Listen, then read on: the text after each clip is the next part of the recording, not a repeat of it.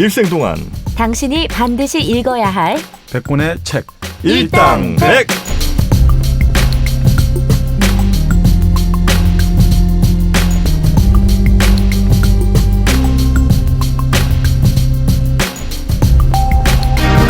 일당백 7번째 책, The Two Koreas, 두 개의 한국, 두 번째 시간이 왔습니다. 그 지난 시간에 그 한국 자존심 상한 얘기 몇 개 해주셨는데, 이번 시간엔 좀 이 책에 실린, 그러니까 보통 우리는 우리 땅에 살면서 잘 알지 못했던 외교 비사 이런 것 좀 많이 있을 거 아닙니까? 그렇죠. 네. 그런 것 좀 소개 좀 해주시면 좋을 것 같아요. 네. 뭐 이게 그러면 뭐 이게 하나씩 네. 뭐 체계적으로 하는 기보다 네. 생각나는 대로. 생각나는 대로 하시죠. 네네네. 일단 그 칼기 폭파 사건 저희가 예고를 해드렸지 않았습니까? 네네네. 칼기 폭파 사건은 지금도 말이 많아요. 그 누굽니까, 김연희, 마유미가 네. 그쪽 사람이 아니란 얘기도 있고, 그리고 만약에 진짜 그런 범죄를 저질렀으면 이렇게 쉽게 풀어줬어도 안 된다는 얘기도 있고, 등등 많은데, 네. 이 외교적으로 정말 어마어마한 비밀을 많이 알고 있는 이 저자는 이 사건에 대해서는 뭐라고 얘기합니까? 아니 칼기 같은 경우는 이제 이쪽에서는 여기서 이제 나타난 거는 당시 UAE죠. 아랍에미리트 아부다비. 네. 아부다비에서 출발해서 이제 서울로 향하던 대한항공 칼 858기. 858. 858이죠. 네. 그게 이제 결국 미얀마 상공에서 이제 격추가 폭발을 하지 않습니까? 정민현은 이 사건 기억나요? 기억이 정확히 안 나요. 몇 년생이죠, 정민현가? 85년생. 이게 몇 년도예요? 90년대 87년입니다. 아니에요? 87년이에요. 기억하기는 좀 쉽지 않을 수 있겠구나. 그냥 뭐 얘기만 많이 들었죠. 마유미는 알아요? 마유미? 김연희. 그게 그 여자가 일본 이름이잖아요. 그렇죠. 아니에요? 그러니까 원래 그 여자, 그러니까 우리나라에서는 이렇게 얘기한 거 아니에요? 그 여자가 북한 여자여서 북한 간첩이어서 북측 소행이다 이렇게 얘기했던 거 아니었어요? 그렇죠. 근데 밝혀진 바가 달라요? 아니요. 아니 지금 이제 칼 유족들은 계속해서 이제 이게 뭔가 다른 진상을 좀 규명하라. 그래서 지난 정권에서도 이제 계속 추적을 했던 걸로 기억납니다. 예전 정권. 밝혀진 바는 뭐예요? 그러면? 근데 이제 이 책도 그렇지만 그 기본 팩트는 크게 변한 건 없고요. 그러니까 새로운 것 좀 없어요? 아니 근데 이런 거는 있죠. 지원해 주세요. 아니 이런 건 있죠. 흥미를 끌만한. 아니 그러니까 김연희 같은 경우가 이제 워낙 그 당시 이제 마유미 해가지고 좀 사실 좀 관심사가 묘하게 돌아갔지 않습니까? 2000년 부산 아시안 게임 때도 미녀 응원단 해가지고 갑자기 미녀에 초점이 가 있었는데 외모에. 김연희도 이제 미녀라는데 또 초점이 갔지 않습니까? 좀 예뻤어 근데 진짜. 예쁘더라. 뭐 이야기를 들어보면 이 책에 나오는 바로 보면 북한 외교관의 딸로 태어나서 그리고 최초의 어떤 어릴 때 뭐라 하더라 총천전색 영화에 출연도 하고 어린 시절에 무슨 영화요? 북한의 영화. 컬러 영화, 컬러 영화. 총천연색 컬러 영화. 컬러 영화. 네네. 그때 우리가 총천연색 그런 영화. 그래서 참 어릴 때 예쁘고 이러니까 근데 이제 뽑혔다는 거죠. 10대 때 뽑혀가지고 그러니까 이 책의 저자가 그런 이야기를 해요. 지금 이제 직접 인터뷰를 했는데 내 눈앞에 있는 이 여자가 이렇게 갸냘프 보이는데 16km를 순식간에 주파하고 16km를 뛸 수 있고 16km요? 16km를 주파할 수 있고 거길 뛴다고요? 네. 그리고 걷기도 힘든 것 같아. 16km. 마라톤이 42.19 16km를 뛸 수 있고 그리고 70km짜리 역기를 들 수가 있고 70km짜리 역기를 들어요? 그리고 일격으로 상대를 급살시킬 수 있는 필살기를 배웠다는 생각하니까 어렸을 때부터 그랬구나. 그 훈련을 받아가지고 그러니까 이런 소름이 끼치더라 이러면서 쭉 이야기를 하는데 당시 이제 직접 만났군요. 마유미를. 이분 지금 살아 계시나요? 돌아가셨다. 최근에 또 돌아가셨다니까. 최근에. 근데 이제 거기 이제 김연희는 이제 그렇게 국제적으로 키웠는데 이제 사실 재밌는 사람이 거기서 아버지 역할로 나왔던 김성이라는 사람이 있었거든요. 신이치 해가지고 독약 앰플로 결국 자살했다는데 이 김성일에 관해서 재밌는 요 책 말고 다른 이야기가 있거든요. 뭐예요? 그 최근에 왜 사는 게 뭔지 죽는 게 뭔지인가 그 책을 쓴 일본의 사노 요코라고 유명한 일본의 동화 작가 수필가가 있거든요. 근데 이 사람 책에 보면 김성일에 관한 이야기가 나와요. 이 칼기 바로 네, 있었거든요. 네. 자기가 유럽에서 60년대 생활할 때 이 사람하고 같이 하소을 한 것 같다는 거예요. 예, 그래서 그 사람이 맞는 것 같다니까 아무리 봐도. 모아둔 사람이었대요. 그러니까 그 당시는 뭐냐면 남한 출신으로 자기는 알고 있는데 네. 특별한 직업 없이 그냥 딜레땅트처럼 살았다는 거예요. 프랑스 파리에서. 그래서 같이 자기가 같이 이제 안면이 있어가지고 이야기도 나누고 식사도 같이 하고. 근데 갑자기 어느 날 자기가 87년 신문을 보니까 그 사람 얼굴이 나와서 깜짝 놀랐다는 거예요. 그래서 참 그러니까 자기 생각에는 이 사람 과연 진짜 북한의 고정간첩인지 아니면 이 사람이 밖에서 자유롭게 살다가 어떻게 보습이 됐는 건지 돈을 받고 뭐 좀 이걸 해주려 했는 건지 그는 뭐 이 사람이 독약을 먹고 이제 자살을 했기 때문에 그건 알 수가 실제로 없다. 아버지가 맞아요. 아니지. 그것도 밝혀진 게 아니죠. 아니죠. 네. 아. 근데 그때 당시에 이제 그 청산가리 앰플을 어금니로 씹어서 죽은 네. 거 아닙니까? 네네네.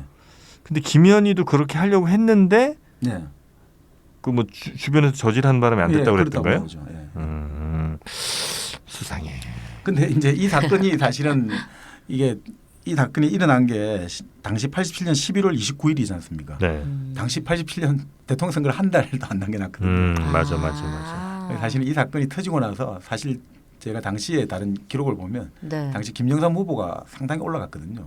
인기가 계속 올라가서 일부 어. 여론조사에서는 사실 상당히 1등을 할 수 있는 게 나왔는데 네. 이 사건 나오고 나서 노태우 갑자기 올라가구나. 뭐 그러니까 부동표가 1도 다 몰렸다고 보면 되죠. 안정기구 세력으로. 그러니까 안정기구. 그리고 실제로 딱 대통령 선거 하루 전날 김현희가 귀국을 하거든요. 그 수갑을 차고 입에 이제 자해를 방지한다고 네네. 맞아. 마스크를 하고. 네. 그러니까 또 거기서 벌써 한 1, 2% 올라갔다고 하더라고요. 그러니까 이게 사실은 좀 그래서 이제 이야기가 많았던 거죠. 아 이거는 그래서 너무 정치적인 기획 아니냐. 선거 이용을 해먹은. 근데 어떻든 현재까지는 뭐 김현희라는 사람에 대해서 남한이라든지 전 세계 어느 곳에서든 이 사람이 우리 동네 사람이다라는 증언은 안 나오지 않습니까? 그러니까 이제 북한 측이라는 거는 지금 맞는 많지 북한에서는 이거 인정을 아직 안 하고 있죠. 예, 안 하고 있습니다. 그건 안 하고. 아니 하는 순간 이게 사실은 테러 지원국으로 지정된 근거가 되잖아요. 직접 테러를 그쵸, 했다는 그쵸, 거. 이게 그쵸, 상당히 그쵸. 중요한 거거든요. 그렇기 그렇기 때문에 이게 구전엔 테러는 이제 물론 버마 랑군도 있었지만 버마 랑군의 앙산 테러 사건도 있었지만 네, 그렇지만 이건 좀 더 직접적인 거죠. 버마 그 테러는 이제 정부 요인이지만 이건 민간인이지 않습니까? 네네네. 이거 또 다른 거죠. 뭐 정부 요인도 물론 뭐 크지만 이 민간인이잖아요. 국제법상으로 교전 상황에서 민간인은 반드시 전쟁 범죄로 이제 전쟁 후에는 기소되게 돼 있는 전범 행위거든요. 민간인에 대한 거는 아주 위험한 정말 더 있어서 안 되는 중대 범죄. 기체 잔해를 찾았던가요? 예, 나중에 찾았는데 이제 그럼에도 불구하고 충분한 만큼의 이런 어떤 잔재라든지 뭔가를 알 수 있는 건 이런 걸 없고. 수거를 못했다 이거죠. 그리고 그런 것들이 나중에 이야기는 너무나 멀리 떨어진 곳에서 발견돼 가지고 그 신빙성에 의심이 든다 뭐 이런 이야기도 나왔고요. 근데 이게 결국은 우리가 지금 생각하기로는 당시 우리가 이야기하는 거는 88 서울 올림픽을 앞두고 네. 이만큼 남한이 위험하다 이런 걸 보여주기 위한 또 대통령 선거에 있어 가지고도 나름 영향력을 발휘하려고 한 거 아니냐 뭐 이런 식으로 보고 있는데 그만큼 사실 서울 올림픽을 의식했다는 이야기도 많이 나오고 있죠. 아니 근데 만약에 북한이라 내가 이제 범죄를 저지른 북한 입장이라면 네. 어쨌든 노태우 정권이 들어서는 것보다는 김영삼이든 김대중 정권이 들어서는 게 자기네들도 뭐 더 편한 상황 아닙니까? 아니죠. 오히려 이제 자기들하고 네. 오히려 반대된 정권이 들어서서 남한 사이에 분열이 더 심화되고 되게. 갈등이 더 격화되면 오히려 뭐 그것도 나쁘지 않다. 오히려 통일 전선을 수립할 수 있는 여지가 넓어진다. 라고 판단을. 네, 그럴 판단도 할 수도 있지 않을까라고 생각합니다. 그건 뭐 주관적인 이제 판단이고요.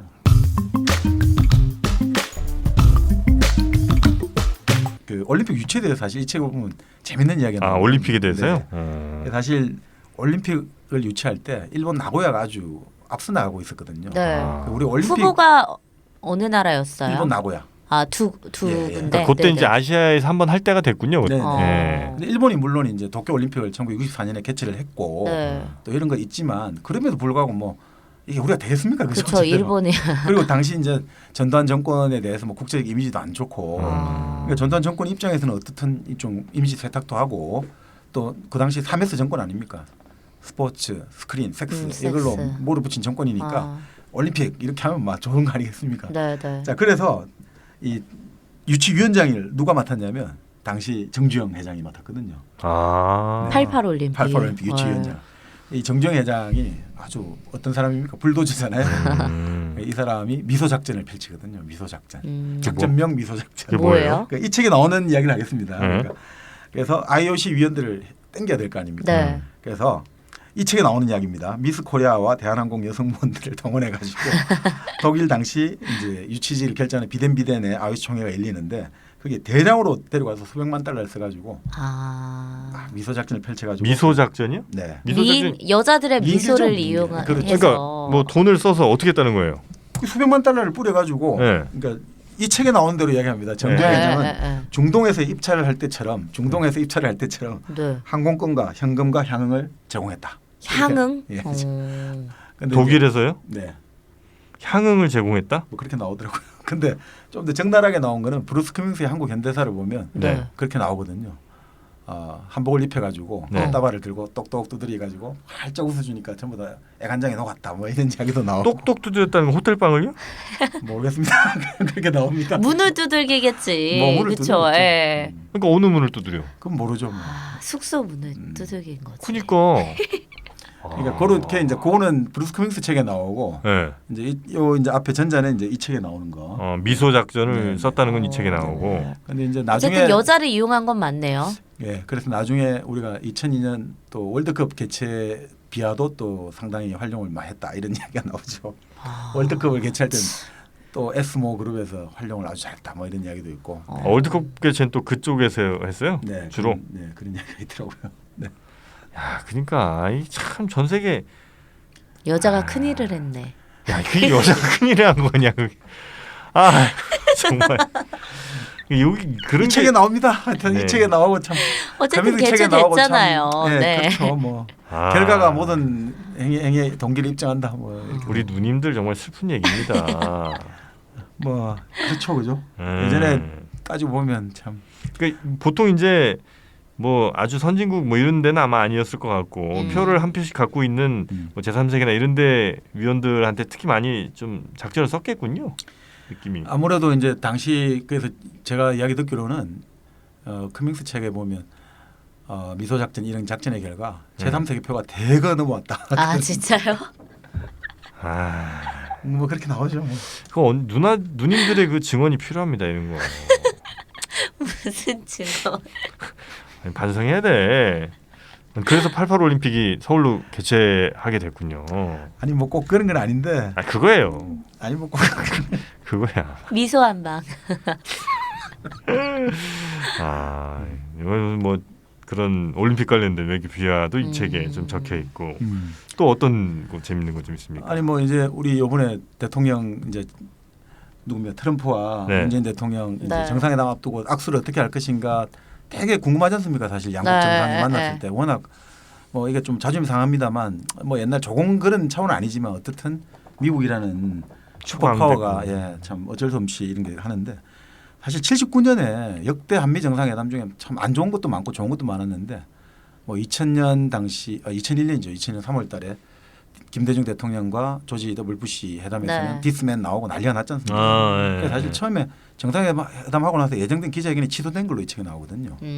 그 정도로 사이가 이제 네, 회담 네, 네. 분위기가 험하겠다는 거죠. 아니 그 부시랑 이명박 때요? 아니 아니. DJ 대통령 때. 김대중. 김대중 아. 2001년 3월달이죠. 그때가 굉장히 안 좋았다고요? 네, 되고 나서 얼마 안 돼요. 그때 디스맨 나오고 네네네. 안 좋아. 이거 너무나 외교적 결례다. 네네네. 얘기 많았지 않습니까? 많았죠. 근데 사실 역대 최악의 이제 정상회담은 네. 1979년 6월달에 당시 박정희 대통령과 지미 카터 미국 대통령 이 회담이 그 당시 참관했던 홀브루크 이제 차관 같은 경우는 배석했던 이제 미국 측 외교관인데 자기가 지금까지 본 수많은 정상회담 중에 이렇게 최악의 극도로 완전히 이거는 회담이라고 볼 수도 없는 전쟁터였다라고까지 표현을 하거든요. 왜요? 어떻게? 79년 6월이면 사건 터지기 한 넉 달 전쯤이네요. 예. 그러니까 그때 사실 주한미군 지미 카터는 인권 대통령을 표방했지 않습니까? 예. 워낙 그 전에 닉슨 대통령이 나쁜 짓을 많이 하고 그래가지고 탄핵이 이제 직전에 하야를 해놓으니까 지미 카터는 인권을 내세워 대통령이 됐지 않습니까? 네. 그러다 보니까 인권을 내세우면서 첫 번째가 뭐냐면 주한미군 철수를 선거 공약으로 내걸거든요. 카트가 선거 캠페인 당시에 지금 남한에 주한미군 핵무기가 700개가 있는데 있을 필요가 왜 있냐? 네네. 부터 시작해서 주한미군 다 전원 철수하겠다. 그때 핵무기가 700개 있었어요? 700발 있었습니다. 예. 남한에? 예. 그때 군사 훈련할 때 헬리콥터로 핵폭탄을 싣고 갔거든요. 정말 잘못해지면 큰일 났죠, 그죠? 그런 식으로 했습니다, 사실. 와, 그러니까 700기나 있었어요? 728발이 있었다고 공식적으로 나오더라고요. 와, 그 지금 다 가져갔고요? 예, 그때 91년 이제 비핵화 선언하면서 다 같이 됐죠. 그래서 이제 근데 그때 이제 그러니까 당연히 카트가 그걸 해가 당선됐으니까 공약을 지켜야 된다. 네네. 난리가 날 거 아닙니까, 그죠? 난리가 났죠. 그쵸. 그러니까 이제 박정희 대통령 입장에서는 예전에 닉슨이 독트린을 발표해가지고 주한미군 1개 사단을 자기 마음대로 빼갔거든요. 그래 좋다 그때 그러니까 내가 지금 반대해봤자 당신한테 괜히 나 이제 폼도 안 나고 반대는 하지만 이제 정상회담에서는 이제 말을 해야 될 거 아닙니까? 네. 그래서 딱 대자를 했는데 둘이 딱 처음 만나는데 서로 긴장감이 흐르니까 카터 대통령은 긴장할 때 턱 근육이 실룩실룩 한다는 거예요. 계속 네. 실룩실룩거리고 박정희 대통령은 긴장하면 손가락으로 탁자를 계속 톡톡톡톡 두드린다는 거예요.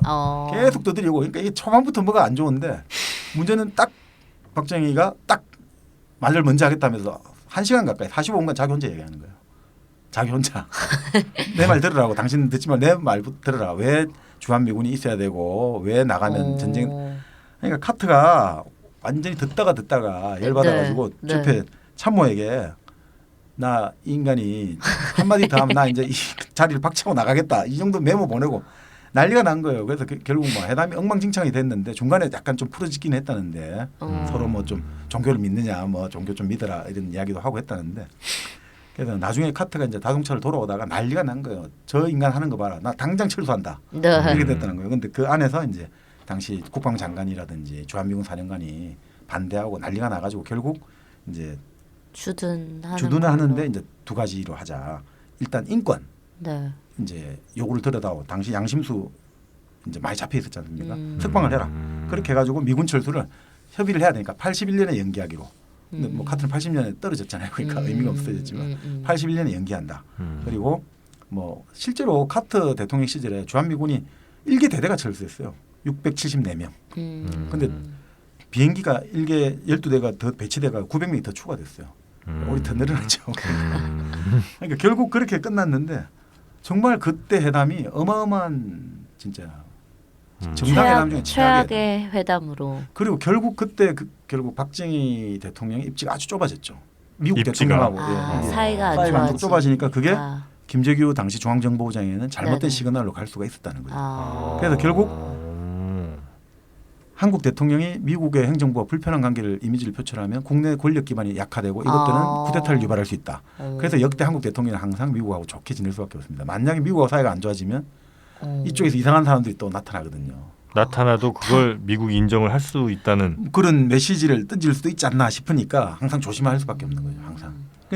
근데 물론 이 회담에서 이런 건 나타났죠. 아무리 미국 대통령이 네. 트럼프가 지금 아무리 주한미군 다 빼겠다고 결연하게 의지를 표방하더라도 네. 네. 한반도의 지금 군사 상황과 미국에 연계된 거 있죠. 지금까지 70년간 연계된 게 하루아침에 무자르 단절시키기는 거의 불가능하다라는 건 드러났죠. 이거는 지금 미국 뭐 군산복합체라든지 미국 의회하고 이 관계가 엮여 있기 때문에 그러니까 네. 대통령 혼자 네, 아무리 뭐 그렇게 카트는 자기 선거 공약 내걸었고 본인이 직접 지시려도 결국 이게 주한미군도 네. 저거 했는데 쉽지가 않습니다. 그러니까 근데 이제 그런 교훈도 하나 줬지만 사실은 이제 한국 위정자들에게는 미국하고 잘못 맞으면 상당히 위험한 이제 이게 나타날 수 있다라는 시그널도 줬다고 볼 수 있죠. 네. 아니 그래서 그 주한미군 철수의 그 거래 대가였던 인권 문제는 한국이 들어줬어요. 예, 87명을 석방했죠. 79년 이제 그 한 달 뒤에 바로 석방했죠. 음. 근데 이제 이거에 주목한 사람 언론인 한 명 있거든요. 남재희라는 언론인이 있는데 네네. 예전에 사실 공화당 의원도 하고 그리고 YS 정부 때 노동부 장관을 지냈는데 여당 성향이지만 기본적으로 좀 혁신계에 아주 우호적인 분인데 이분이 그런 이야기를 해요. 이분이 자기가 미국에 이제 하버드 대학에서 그 1년간 연수를 하고 돌아올 때 우연히 미국 잡지에 홀브루크 차관보라고 당시 미국 동아태 정책의 핵심 민주당 정권의 외교 테크노크라트인데 이 사람이 그런 글을 올렸다는 거예요. 한국에서 지금 박정희 정권이 자꾸 저런 식으로 독재적인 행태를 중단하지 않는다면 뭔가 우리가 체인지하는 것, 레짐 체인지를 고려해봐야 되지 않느냐라는 식의 글을 올렸다는 거예요. 그래서 자기는 그 글이 반드시 중앙정부부에서 그 당시 중앙정부부는 전 세계 모든 한국 관련된 자료들 다 수집해서 번역하는데 분명히 김재규의 책상에 올라갔을 거다. 테이블에 그 자료가 번역돼서. 그리고 그런 것들이 잘못된 시그널을 줄 수 있다고 판단한다. 그리고 당시 글라이스틴 대사라든지 당시 CIA 브루스트 지부장이 김재규와 만났을 때 뭔가 약간 시그널을 줬다고 자기들은 절대 생각하지 않지만 오해했을 수도 있다라는 것도 나오거든요. 그래서 뭐 남재희 씨 입장에서는 상당히 이런 것들 이 미국의 이런 잘못된 시그널이 분명히 존재했고 우리가 모르는 것들이 좀 분명히 존재할 수 있을 것 같다라는 입장을 한번 밝혔기도 했죠. 사실 우리가 이걸 다 알 수는 없죠. 네. 근데 좀 시그널을 그렇게 뭐 잘못 줘서 그 일이 터졌으면 좀 미국이 좀 지켜줬어야 되는 거 아니에요? 김재규 씨를. 아 그게 항상 그 저기 우리 공식적인 오피셜 입장이지 않습니까?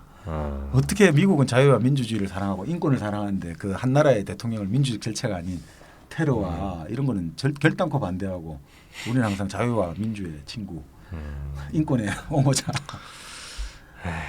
그렇지 않습니까? 그렇게 그러네요. 예. 네. 자 그리고 네. 또 뭐 어떤 내용들이 있습니까? 이거 올림픽 얘기는 좀 됐고요. 네, 네. 그다음에 박정희 전 대통령과 카터 전 대통령의 긴장감 터지는 그런 대화가 있었고.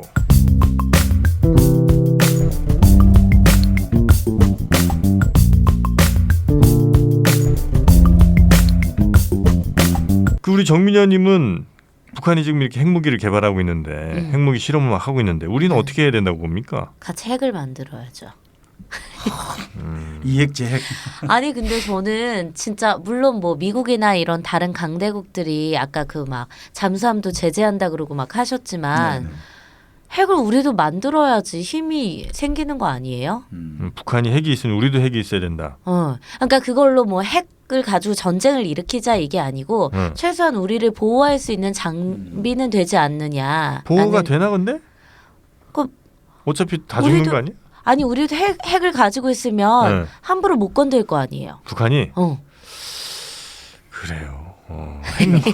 미국은 해구산을 우리한테 제공해 주겠다고는 하는데 네. 그 이제 한국의 일부 인사들은 그걸 믿을 수가 있냐. 막상 하면 안 줄 수도 있는 거고 그런 이야기를 하고 있죠. 해구산이라는 게 정확하게 어떻게 되는 겁니까? 예를 들어 가지고 미국은 동맹국에 대해서 해구산을 제공한다는 게 만약 동맹국이 네. 네. 핵 공격을 받으면 우리가 그 동맹국을 공격한 적국에 대해서 네. 핵으로 보복해 주겠다. 2차 보복 능력을 제공하겠다는 거죠. 그게 우산이 되나? 일단 안 맞게 아니, 해줘야지. 그리고 일단 그러니까 핵을 가지고 있는 네. 그것과 똑같은 효과를 하여튼 누리게 해주겠다는 거죠. 아. 그러니까 2차 보복 능력을 제공할 테니까 그러면 그쪽에서 못 치잖아요. 그 우리가 우리한테 때리지만- 해준다는 거예요? 예, 그거를 보장하고 있는데 보장하고 있죠. 근데 막상 맞고 나서 그건 모르는 거죠. 예. 아, 근데 다 쏘는 것도 니네도 별로 안 좋을 것 같아. 이러면서 안 쏠 수도 있는 그건 거고. 모르는 거죠.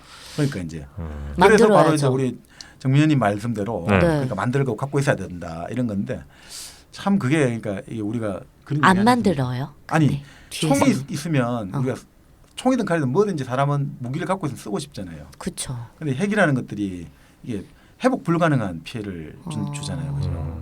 복구가 진짜 불가능할 정도로 방사성 문제라든지 여러 가지.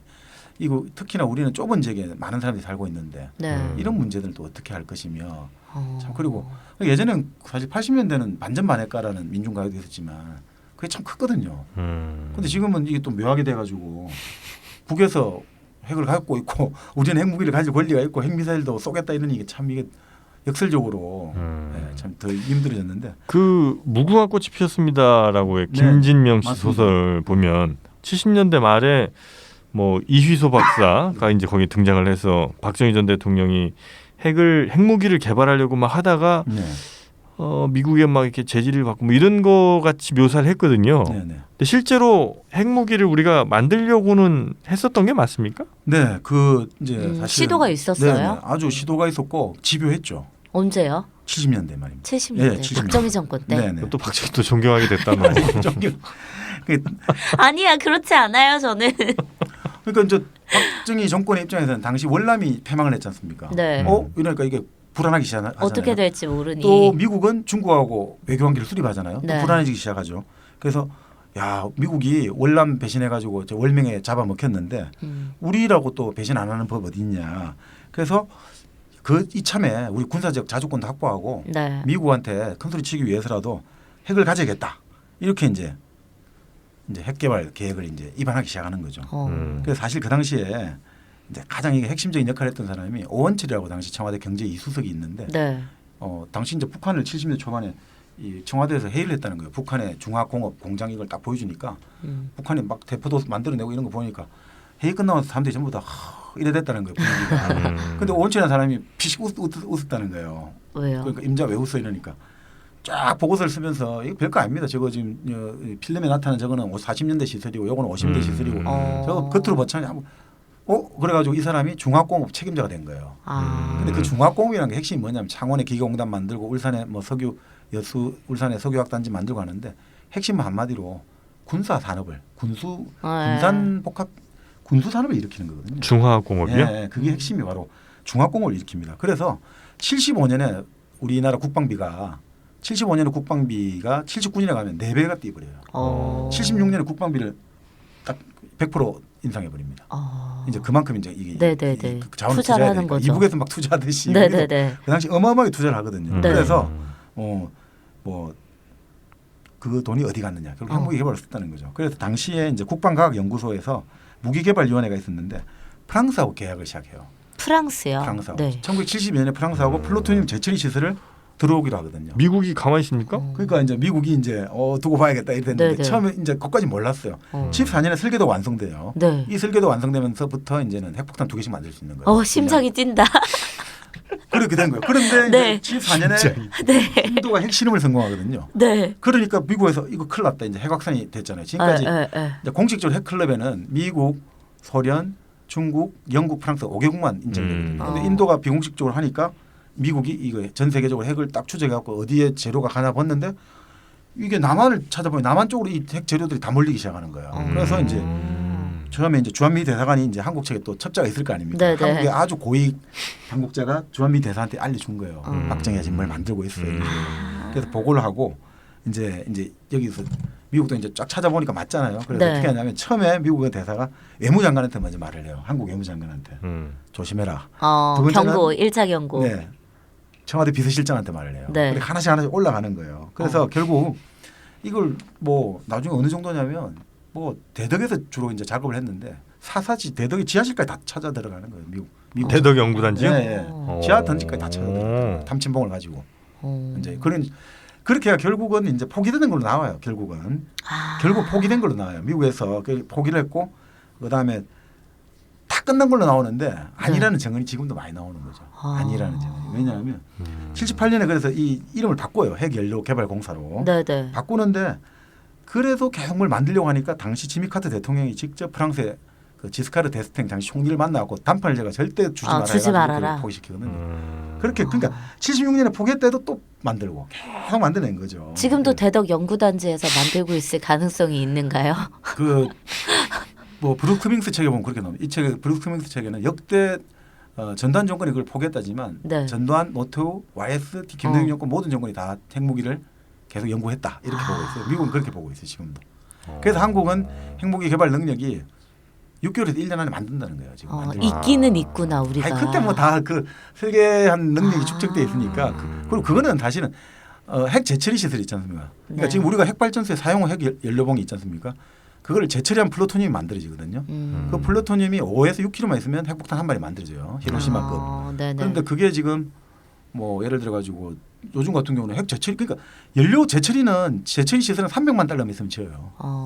돈이 하나도 안 들어요. 그러니까 30억만 들여가 공장을 지으면 우리 핵연료 재처리봉이 있지 않습니까? 그거 그냥 그 폭탄 만드는 재료예요. 그러니까 그거 지금도 그래서 일본에서 그런 이야기가 돌았죠. 일본에서 후쿠시마 원전이 그때 네네. 문제 났을 때 미군이 네네. 들어가겠다고 하겠다는데 일본이 반대했던 이유 중에 하나가 일본이 몰래 핵 연료봉을 숨겨놨다는 소리가 그때 돌았죠. 그런 이야기도 돌았고 그건 아니고 그게 들킬까봐. 다른 이야기다. 그건 국가 주권이 침해되는 상황이니까 우리가 미군이 들어오면 안 된다라고 했다. 뭐 이런 이야기가 있는데 근데 어떻든 사실은 이게 뭐 이게 폭탄 만드는 이야기를 좀 하면 그런데 핵폭탄이라는 게 두 가지 방법이 있지 않습니까? 우리가 농축 우라늄 방식이 네네. 있고 플루토늄이 있는데 간단합니다. 농축 우라늄은 이 천년 상태의 우라늄을 U235라고 네. 네네네. 그거로 만들려면 그게 힘들어요. 천년 상태에서 0.7%밖에 존재하지 않거든요. 요걸 핵폭탄을 만들려면 농축 농도를 90%까지 끌어올려야 돼요. 계속 원심 분리기 돌려가지고 네. 그걸 모아가지고 만들어야 되는데 그게 한 25kg가 돼야 한 발이 만들어지거든요. 네. 좀 그러니까 뭐 양도 만들기 힘들고 돈도 많이 들어요. 네, 네. 근데 플루토늄 방식은 아까 말한 사용 해결료를 제철이만 딱 하면 간단하게 할 수 있거든요. 제철이 시설에 $300만 안 들어가니까 뭐 연료봉만 있으면 계속 만들어내는 거죠. 그럼 원자력 발전소가 지금 우리나라에 엄청 많잖아요. 네네. 거기에 나오는 연료봉들로 다 만들 수가 있는 거예요? 그 제철이 시설이 없죠 지금. 그 시설을 못 만들게 하죠. 그거는 그걸 만들어야 우리가 되는구나. 제철이해서 연료를 만들려면 미국에 또 보내야 돼요. 그거를. 그러니까 우리가 만들 수가 없어요. 그래서 이번에 지금 한미 회담할 때 계속 그거를 우리가 만들게 해다오 하는데 그게 알고 보면은 핵을 그래서 2000년대 중반에 네. 당시 노무현 행정부 시절에 그 대덕에 아까 말한 원자력 그 실험에서 일부 이게 약간 누출되고 이랬는데 그 당시 미국에서 IAEA 이걸 제소할까 말까 고민했거든요. 한국도 그 당시 또 제재를 받을 뻔했어요.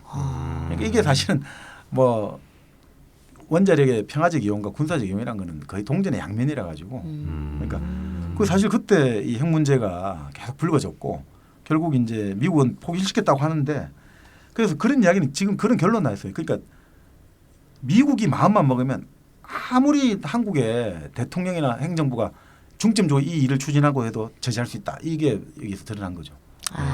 그러니까 우리가 아무리 뭘 하고 싶어도 할 수가 없어 우리는. 미국이 마음만 먹으면 이건 할 수 있다는 건 보여줬죠. 근데 그럼에도 불구하고 이제 일부 정언들은 당시 박정희 대통령 시절에 조선일보 선우이 주필의 동생이었나요? 그 선우이령 공보비서관 정언에 따르면 네. 자기한테 그 이야기를 했다는 거예요. 79년 1월에 산책을 하면서 박 대통령이 81년 상반기까지 핵폭탄 딱 만들어가지고 국군의 날에 내가 딱 보이고 내가 사임한다. 사임은 그때 근데 사람들 그런 이야기를 했죠. 그러니까 국군 날에 보이고 사임한다. 누구한테 주고 딸에게 등기고 그런 이야기가 들었죠. 그런 이야기 들었고 또 이제 강창성 보안사령관 예전에 민주당 국회의원도 했는데 지금 네. 자꾸 했는데 강창성 사령관도 정언해서 자기 78년 9월에 박 대통령에게서 그런 이야기를 들었다. 지금 핵 개발은 95%가 완료됐다. 곧 이제 폭탄 딱 미사일 만들어가지고 우리가 탁 보여줄 거다. 그래서 그거와 둘러해서 지금 아까 말씀한 대로 이론 물리학자였던 이희소 박사, 네. 뭐 이제 경기고 졸업하고 정말 천재라고 했는데 그분의 이제 교통사고를 둘러싸고 이게 어떻게 된 일인가. 그래서 뭐 그런 이야기가 돌았죠. 이희소 박사가 일본에 출장을 왔을 때 뭐 몸 안에 설계도를 숨겨가지고 뭐 청와대 안에서 뭐 자기 살을 절개를 해가지고 보이면 그거는 좀 모르겠습니다. 뭐 소설 같은 얘기고. 예, 그 가족들이 상당히 불쾌하게 생각하고 네. 또 제자분이 고대 교수가 한 분 계셨거든요. 유일한 네. 제자인데 그분도 그 이제 자기 이제 선생님의 평전을 쓰면서 그건 말이 아니다. 그건 분야도 다를 뿐더러 하는데 또 다른 사람들은 그런 이야기 안 하죠. 이론 물리학자들 결국 이론 물리학자라고 뭐 그거하고 모를 게 뭐가 있냐. 결국 그게 특별한 문제가 어려운 것도 아니고 그런 이야기도 돌았죠. 그러니까 그 많은 진실은 사실 뭐 한 50년 100년 뒤에나 가야지 뭐. 지금 확인되지 우리는 알 수 않겠습니다. 없는 거군요. 네. 우리는 그 우리는 이제 핵 개발하다가 뭐 그렇게 네. 어쨌든 표면적으로 이제 없는 걸로 됐고 네. 북한은 언제부터 핵무기 만든 거예요, 이게? 근데 북한 같은 경우는 사실은 이제 그러니까 우리도 이승만 대통령 시절부터 핵에 대한 관심이 많았거든요. 그러니까 50년대 우리가 유럽으로 유학을 국가 유학생이 많이 갔는데 네. 그 유학생 중에 일부가 핵공학 전문하라고 많이 보냈거든요. 그러니까 북한도 마찬가지고 했는데 북한은 공식적으로는 이제 뭐 북한도 60년대부터 70년대부터 계속해서 이제 요구를 하고 네. 중국이 64년 핵폭탄 실험하니 성공했지 않습니까? 네네. 그 가서 마오쩌둥에게 요구했다잖아요. 이 핵무기는 우리와 함께 공유해야 된다. 기술 알려달라고. 마오가 절대 안 된다고 거절했다고 하는데 계속해서 그 시도는 있었죠. 그런데 이제 결국 90년대 전 세계적으로 사회주의가 몰락하고 똑같은 거죠. 70년대 박정희 대통령이 시도했던 거와 똑같은 거죠. 당시 베트남이 패망하고 불안한 국제정세의 네, 불안감 네. 속에서 추진했듯이 여기도 마찬가지로 그 사회주의권이 몰락하고 남한에서 북방 외교를 계속 치고 들어오고 이 상태에서 결국 이제 핵이라는 위력을 갖고 있어야겠다. 그러면서 이제 문제가 이제 좀 더 불거지기 시작한 거죠. 네. 그래서 90년대부터 이제 만들기 시작을 해서 맨날 이제 뭐 어디에서 하는 얘기는 그거잖아요. 우리가 뭐 지원한 돈으로 맞아. 북한이 핵 한국이 만들었다. 그거는 좀 사실 큰 의미는 없죠. 왜냐하면 핵무기 만드는데 드는 돈이 북한이 그 돈을 우리가 준 돈 말고라도 이 1년에 4억 불씩 네. 노동자들이 이제 해외에서 보내오고 브루스 커밍스 책에 보면 그런 게 나옵니다. 사실은 북한의 가장 큰 돈줄 중에 하나가 일본의 빠찡코 산업이거든요. 왜요? 일본의 빠찡코 산업 규모가 1년 네. 매출이 한 200조가 넘어요. 네. 그 빠찡코 산업의 80%를 조청년 계열 실업가들이 장악하고 있어요. 우리 이제 조청년, 이제 제일 조청년 계열 사실 그쪽으로 해가 가는 돈들이 꽤 많다고 봐요. 그러니까 그쪽에서 추산하기로는 빠찡코에서. 그 돈이 실질적으로 몇백억 달러 수출해서 얻는 이익과 같다고 보거든요. 그리고 그래서 사실 이제 근데 그 사람들이 공짜로 그냥 북한에 막 주진 않을 거 아니에요. 뭐 북한에서 예를 들어 뭐 무슨 근데 여러 가지 자기 가족들도 많고 여러 가지 그리고 이제 이 투자도 하잖아요. 그러니까 그래서 사실 94년에 당시 이제 미국 입장에서 북한 제재를 할 때 네. 일본 측에 대해서 그 돈줄을 완전 차단하게 해달라고 했어요 당시에. 네. 근데 당시 일본 정부가 난색을 표한 게 만약에 그렇게 하다가 조선 여기 이제 조총련계 교파만도 꽤 많은데 일본 정부 기관이라든지 주일 미국 대사관이나 여러 정부 기관들이 테러와 여러 가지 위협을 당할 수 있고 이걸 잘못하면 우리 일본이 내전 상태로 돌입할 수 있다. 그래서 상당히 불안하다. 이게 대해서 그래서 그래 지금 물론 또 상황이 많이 우경화되고 이랬었는데 당시 일본 정부의 이 책에 보면 그렇게 나오죠. 일본 정부가 상당히 꺼려하는 게 나오거든요. 이 잘못 돈줄을 다 막아버리면 일본의 내전이 발발할 수 있다. 이거 어떻게 책임질 건가? 그런 이야기가 나옵니다. 그러니까 상당히 이게 그러니까 지금 일본의 예전에 이 갔던 돈들이나 이런 거 다 보면 그걸 그런 식으로 뭐 여기 돈이 갔다 했다는 거는 좀 어불성설 아닌가 싶습니다. 특히 개성공단 같은 경우는 지금도 이번에 나왔지만 네. 그 개성공단 노동자들 임금의 많은 부분이 다시 또 마트에서 다시 돈으로 돌아오거든요. 마트에서 생필품 사는 걸로. 그래서 실질적으로 들어간 돈들이 지급되는 임금이 한 20% 30%밖에 안 된다고 하거든요. 그러니까 그걸 가지고 핵폭탄을 그런 했고 거구나. 그러면 이게 뭐 지금 계속 그 안 간지도 꽤 됐는데 그럼 예전에 했던 돈과 한다? 네네. 말이 안 된다. 네. 하여튼 뭐 북한이 그래서 지금 이제 어디 돈이 됐든 이제 북한은 핵무기 개발한 게 이제 사실 전 세계적 국제적으로 거의 인정을 받는다고 봐야 되는 거죠. 그러니까 지금 이제 참 이게 묘한 상황인데요. 이걸 아예 어떻게 받아야 되냐. 미국 입장에서는 공식적인 핵클럽은 아까 말씀드린 5개국이거든요. 네, 5개국. 그 나머지 인도, 파키스탄, 그리고 뭐 저기 이스라엘 이제 이 정도가 이제 보유하고 있다고 생각하는 거죠. 남아프리카 공화국은 갖고 있다가 폐기했다고 하니까 그러면 이제 북한이 9번째냐 이런 건데 그 미국의 공식적인 입장은 절대 인정할 수 없다. 북한이 핵 가진 걸요? 예. 그리고 뭐 그건 중국 국제사회도 같은 입장이긴 한데 현실적으로 지금 뭐 핵을 갖고 있다는 것은 거의 기정사실화 돼가는 것 같고 이 문제는 이제 운반체까지 ICBM까지 간다는 것 자체가 지금 이제 미국 입장에서는 지금까지 미국은 역사상 본토가 침공당한 거는 1812년 영국과의 그 독립 2차 전쟁 이후로는 한 번도 없었는데 과연 이제 이거를 과연 허용할 수 있을 것인가. 그런데 이제 현실적으로는 어떻게 될지는 좀 더 두고 봐야겠습니다만 결국 그 미국이 어떤 현안이 발생할 때 모든 문제를 1차적으로 외교력에 집중하거든요. 현안이 발생할 때. 그래서 이란 문제가 크지 않습니까? 이란 핵 문제가. 네. 그래서 미국이 이란 문제를 결국 해결했잖아요. 이란하고 국교를 절대 안 된다고 봤거든요. 불가능하다. 이란하고. 근데 2015년인가 16년에 해결을 받지 않습니까? 네. 왜냐하면 당시 IS 문제가 커지고 네. 통제가 안 될 때 이라크 문제가 통제 안 될 때 이라크에 수립한 이제 시아파 정권이 위험해지니까 이란하고 관계가 이해관계 맞아 떨어지는 거예요. 시아파 정권을 서로 다 네네. 그래서 이란하고 결국 관계를 도저히 불가능하다고 봤던 이란과의 관계도 끌어냈단 말이죠. 지금도 물론 문제는 많지만 그러니까 저는 기본적으로 미국은 어떤 문제가 발생할 때 첫 번째 외교적인 모든 거에 집중을 하고 군사적 옵션은 어떤 때 집중하냐면 외교적인 노력으로 이 문제는 해결이 안 된다는 것이 증명이 되었을 때 네. 그때 입증이 들어가거든요. 그러니까 우리가 너무 또 그걸 가지고 그러니까 뭐 미국이 눈치를 보고 이럴 필요는 없고요. 일단 미국은 기본적으로 이런 라직에 따라 움직인다 논리에 따라서. 그리고 2007년에 이제 다시 시리아가 북한의 원조를 받아서 핵 치료스를 만들었는데 이스라엘이 그걸 참지를 했지 않습니까? 네네. 처리해달라 했거든요. 미국에 와가지고 이스라엘은 간단하지 않습니까? 폭격시켜다오 이랬거든요. 그러니까 미국이 당시 세 가지 옵션을 제시해요. 첫 번째는 네이비실 이런 애들 동원해가지고 특수부대를 동원해서 폭격하는 이거 이제 폭파시키는 거. 두 번째는 공중 폭격이나 미사일을 가지고 폭격하는 거. 세 번째는 외교적인 문제 이제 국제사회를 가지고 하는 거. 그러니까 근데 미국은 첫째 둘째는 도저히 첫째 특공대 가는 거는 공격 확률 성공 확률이 너무 낮다. 안 돼. 두 번째 폭격을 하고 이런 거는 국제사회 지탄을 받는다. 안 돼. 네. 셋째 외교적 문제를 하자 이렇게 되니까 이스라엘은 알았다 끝내고 자기들이 그냥 폭격을 해버렸거든요.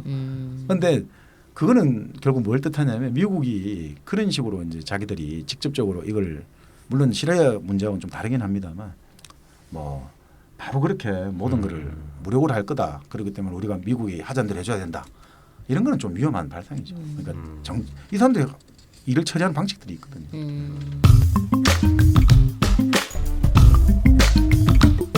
이 사람이 북한도 여러 번 갔을 거 아닙니까? 네네네.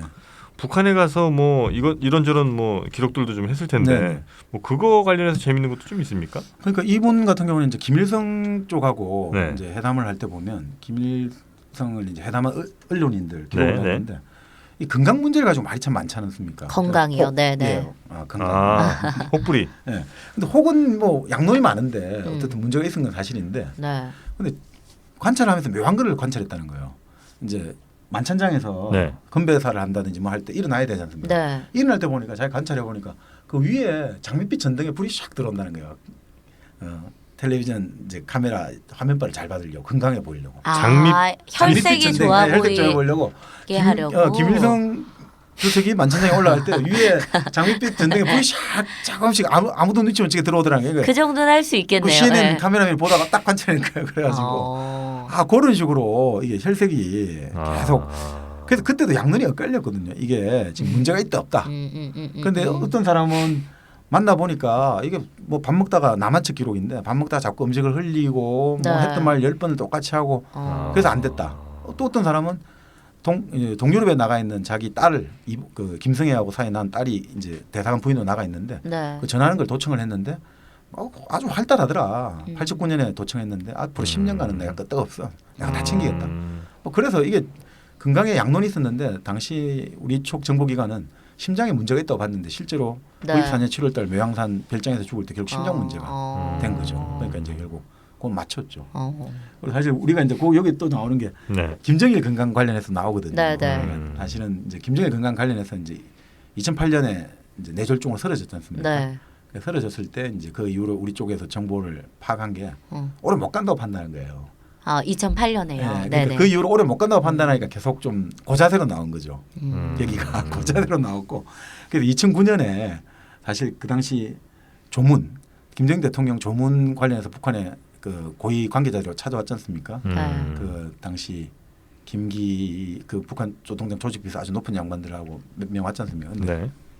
그 이 양반들이 그 친서를 전달하겠다. 구두 친서. 말로 직접 하는 친서를 네. 위원장의 김정일 위원장의 친서를 전달하겠다는데 이 책에 보면 그렇게 나와요. 당시 현정택 통일부 장관을 비롯해서 남한 측 관료들에게 온갖 모욕을 다 당했다는 거예요. 그 사람들이. 진짜요? 누구 만나려면 온갖 그러니까 근데 자기들은 알고 있다. 왜냐하면 이 만나는 게 목적이고 하기 위해서 자기들도 이 모욕을 수모를 감수해야 된다 해가지고 그래서 이 모욕을 당해서 가서 이야기를 했다. 그런 이야기가 나오죠. 2008년, 2009년 요쯤에 우리 정부는 북한에 대해서 굉장히 좀 고압적인 태도를 유지를 했다. 얼마 안 남았다고 본 거죠. 김정일이 살 날이 얼마 안 남았으니까 세계 몰아붙여도.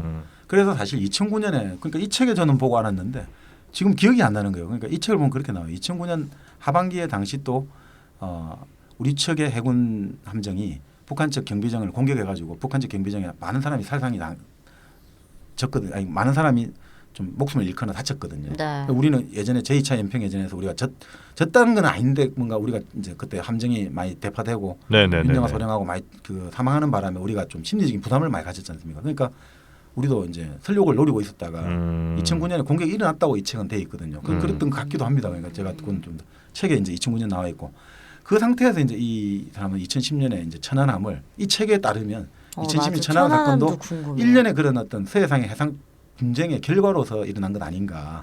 이북쪽에서 네. 우리 한 방 먹이겠다 이런 식으로 나온 거 아닌가. 2009년 여러 가지 이제 자기들 입장에서는 모욕을 당했다고 생각하고 그런 것들이 쌓여서 결국은 그런 이제 비극적인 사건으로 터진 거 아닌가.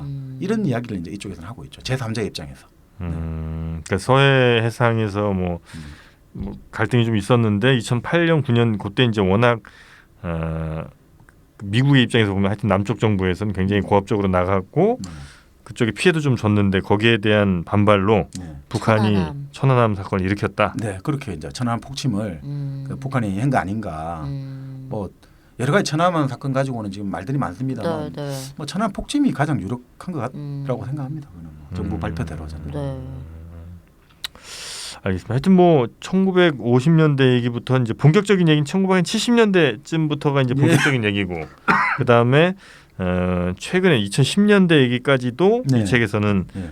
지금 다루고 있고요. 예, 예. 이 책 뭐 끝으로 좀 평가를 좀 해주신다면 아니 뭐 결국 그 지금 남북한이 네. 대치하고 있지만 뭐 예전에 김정삼 대통령 말씀대로 동맹보다 아무리 뭐 민족보다 더 나은 동맹은 없다 뭐 그런 이야기 하잖아요. 그런데 결국 남북한이 이걸 풀어내지 못하면 우리에게 미래가 없지 않습니까? 네. 우리가 미래가 없잖아요. 우리가 아무리 지금 잘 먹고 잘 산다 해도 저 반쪽 민족의 반을 저렇게 저런 기아 상태 허덕이게 하고 오로지 전쟁의 어떤 첨단 도구만 자랑해갖고는 그게 어떻게 균형 잡힌 발전이 되겠습니까? 그러니까 우리의 안녕과 안전을 위해서라도 북측과 대화를 하는 게 중요하지 않나. 저는 그 베트남 전쟁을 실질적으로 일으켰던 맥나마라 국방장관이 그런 이야기를 했거든요. 전쟁을 일어난 지 20년 후에 정말 베트남 하노이에서 당시 베트남 관계자들하고 모여가지고 역사적인 대화를 나눠요. 하노이 대화에서. 그래서 왜 우리가 전쟁을 일으켰을까? 당신들의 요구 조건, 우리의 요구 조건 비교해 보면 얼마든지 이게 조절 가능한데 네. 왜 우리가 전쟁을 일으켰을까? 그러니까 베트남 관계자가 물어봐요. 그 생각을 언제 했냐니까 어제 했다고 자기가. 아니 그러니까 진짜 너무 우리가 몰랐다 하면서 이런 이야기를 해요. 자기는 두 가지 교훈을 얻었다. 미국이 반드시 얻어야 될 도. 첫 번째, 우리는 항상 그걸 좀 더 알아야 된다. 상대가 뭘 생각하는지, 상대가 뭘 생각하고 어떻게 행동하는지 알아야 된다. 알려고 해야 된다. 무시하면 안 된다. 그리고 두 번째, 최악의 상황에서 어떤 상황에서도 최고 지도자들끼리는 대화를 해야 된다. 전쟁을 막기 위해서라면 대화를 해야 된다. 그게 미국이 21세기를 이제 가야 되는데 우리 미국이 20세기 베트남 전쟁에서 얻어야 될 두 가지 교훈이 바로 이거다라고 했는데 저는 그 말이 맞다고 봅니다. 알아야 되고 서로 대화를 해야지 결국 되는 거지. 모른다고 계속 닫아놓고 있으면 결국 이거는 이런 식으로 서로 무시하다가는 결국 무시가 잘 살면 좋은데 잘 살 수가 없으니까. 네, 네. 정민우님도 좀 대화 좀 하세요. 대화를 해야겠네요. 네. 대화 좀 하고 상대방을 좀 알아가요. 지금 대치 상황이니까 대화를 오늘 좀 하겠습니다. 네. 저희가 저 핵전쟁이 여러 번 일어났습니다. 저희는. 아이가 DMZ죠.